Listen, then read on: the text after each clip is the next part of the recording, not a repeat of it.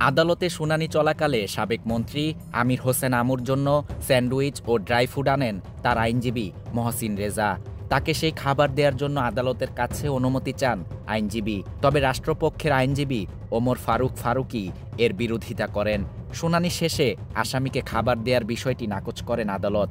জুলাই আন্দোলনকে কেন্দ্র করে যাত্রাবাড়ীতে মোহাম্মদ রিয়াজ নামে এক শ্রমিক নিহতের মামলায় বুধবার সকালে ঢাকার মেট্রোপলিটন ম্যাজিস্ট্রেট আদালতে শুনানি চলাকালে এ ঘটনা ঘটে। এ বিষয়ে আমির হোসেন আমুর আইনজীবী মহসিন রেজা বলেন, আসামিকে 1 ঘন্টা পরপর খাবার খেতে হয়।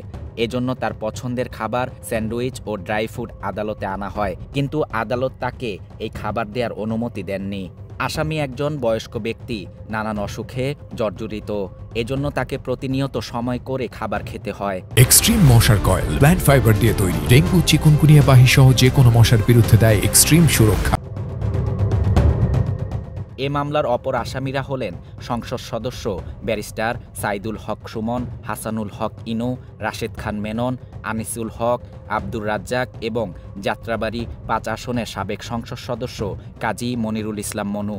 এর আগে আজ বুধবার সকালে কারাগার থেকে আমুসহ 7 জনকে আদালতে হাজির করে পুলিশ। এরপর তাদের সিএমএম আদালতের হাজতখানায় রাখা হয়। সকাল 9টা 50 মিনিটের দিকে পুলিশের কঠোর নিরাপত্তার মধ্য দিয়ে ঢাকার মেট্রোপলিটন ম্যাজিস্ট্রেট আদালতের এজলাসে ওঠানো হয়। এ সময় তাদের হাতে হাতকড়া, মাথায় হেলমেট, বুকে বুলেট প্রুফ জ্যাকেট ছিল।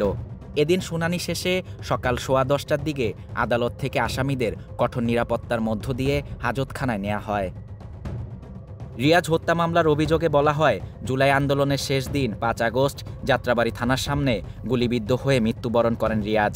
ওই ঘটনায় যাত্রাবাড়ী থানায় মামলাটি দায়ের করা হয়।